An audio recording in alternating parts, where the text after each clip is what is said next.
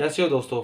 आपने बहुत बार न्यूज़ में या अपने आसपास जीडीपी के बारे में सुना होगा, ग्रॉस डोमेस्टिक प्रोडक्ट। फिर ये है क्या? ग्रॉस मतलब टोटल, डोमेस्टिक मतलब पाकिस्तानी पॉलिटिकल की बाउंड्री के अंदर, और प्रोडक्ट के अंदर आते हैं गुड्स एंड सर्विसेज जो एक साल के अंदर प्रोड्यूस हुए हैं। देखिए, आप पैसा सिर्फ दो ही तरीकों से कमा सकते हैं। तो आप कुछ प्रोड्यूस करें, जैसे बहुत से लोग कार प्रोड्यूस कर रहे हैं, बोटल्स, टॉयज, मोबाइल वगैरह, या फिर आप कोई सर्विसेज दे रहे हैं जैसे डॉक्टर, वकील वगैरह, या फिर एक नाई है जो बाल काट के सर्विसेज देता है। इन सब चीज़ों की जो सी वैल्यू होती है ना, वैल्यू मतलब जैसे आपने 100 रुपये में बाल काटे हैं तो 100 रुपया उसकी वैल्यू होगी। आपने 20 रुपये में कोई बोतल खरीदी है तो 20 रुपये उसकी वैल्यू होगी। एक साल के अंदर जो सी गुड एंड सर्विसेज की जो सी टोटल वैल्यू होती है ना विद इन अ कंट्री, उसको जीडीपी बोलते हैं।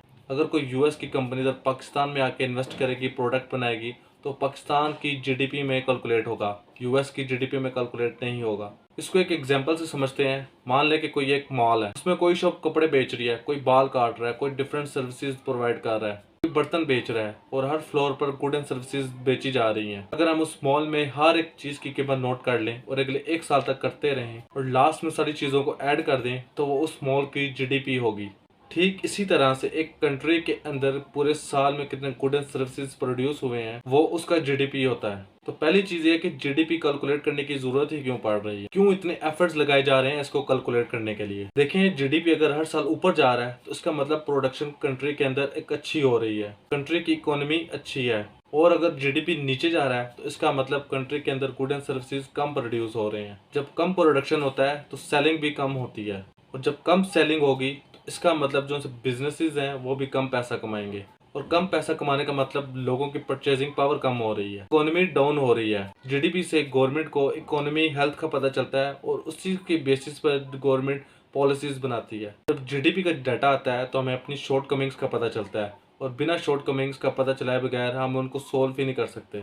पूरे वर्ल्ड में यूएसए की जीडीपी नंबर 1 पर है। यूएसए की जीडीपी अराउंड 2.9 ट्रिलियन डॉलर की है, और सेकंड पर चाइना है with economy of 18 trillion dollar. अब आप ये सोच रहे होंगे कि कैलकुलेट कैसे होता है। अब एक कंपनी है, उसने एक जगह से बैटरी खरीदी, दूसरी जगह से चिप खरीदी और मोबाइल बनाकर बेच दिया। तो अब जो बैटरी खरीदी है उसका प्राइस जीडीपी में ऐड होगा कि नहीं? अगर उसकी प्राइस ऐड होगी तो जो सा फाइनल प्रोडक्ट मोबाइल जो सा लोगों को बेचा गया है, क्या उसकी प्राइस ऐड होगी? और अगर दोनों का प्राइस ऐड होगा तो एक बैटरी का 2 बार जीडीपी में काउंट होगा। इससे जो हमारा जीडीपी में प्रोडक्शन प्रोसेस कैलकुलेट करने का जो सा मैकेनिज्म है वो गलत हो जाएगा। एक एग्जांपल से आपको समझाता हूँ। मान लीजिए कि मुझे एक ऑमलेट खाना है, मैं मार्केट में जाकर एग खरीदता हूँ तो उसका प्राइस जीडीपी में ऐड होगा। वहीं पर अगर कोई बेकरी वाला जाकर एग खरीदता है क्योंकि उसको केक बनाना है, वो जो एग का प्राइस है वो ऐड नहीं होगा, बल्कि जो फाइनल प्रोडक्ट है, जो फिनिश प्रोडक्ट है केक, उसका प्राइस जीडीपी में ऐड होगा।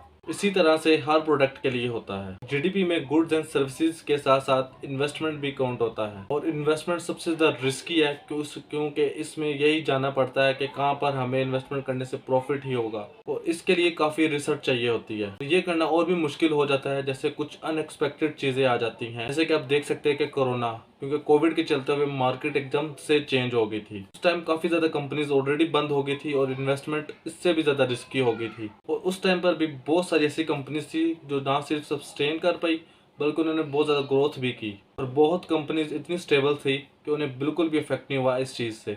जीडीपी दो ही केसेस में ज्यादा बढ़ता है। पहला ये कि प्रोडक्ट एंड सर्विसेज ज्यादा हुई हो उनकी प्रोडक्शन, और दूसरा ये कि प्रोडक्शन उतनी ना हुई हो लेकिन प्राइसेस बढ़ गए हों।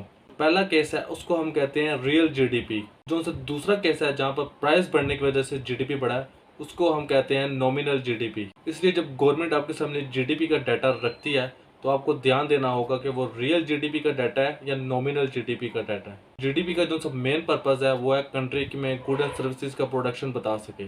इसलिए जो सा दूसरा केस है जहाँ पर प्राइजेस की वजह से जीडीपी बढ़ रहा है, तो उससे देश की एक्चुअल प्रोडक्शन नहीं पता चलेगी। आप न्यूज में दो तरह का जीडीपी का डाटा देखते होंगे, एक है कांस्टेंट प्राइस जीडीपी, दूसरा है करंट प्राइस जीडीपी। फैक्ट्री के अंदर जब कोई चीज प्रोड्यूस होती है तो उस टाइम उसमें टैक्स नहीं इंक्लूड होता, इसलिए उसको फैक्टर प्राइस बोला जाता है, और जब उस प्रोडक्ट में टैक्स ऐड हो जाता है तब उसको मार्केट प्राइस बोला जाता है। जीडीपी कैलकुलेट करने के बहुत सारे फॉर्मूले हैं, जैसे GDP bye expenditure, by production, लेकिन इन सब चीजों में आपको घुसने की जरूरत नहीं है, ये सब फाइनेंशियल एक्सपर्ट्स का काम है।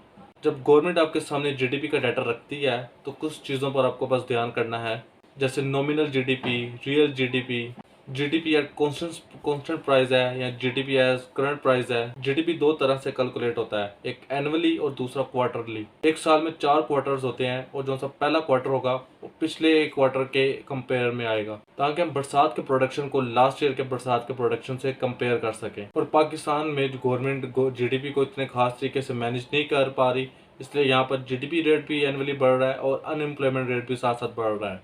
तो उम्मीद करता हूँ गाइस आपको वीडियो पसंद आई होगी। पसंद आई है तो चैनल को सब्सक्राइब कर दीजिएगा। अपना बहुत सारा ख्याल रखिएगा। अगली वीडियो में दोबारा आपसे मुलाकात होगी। Peace out.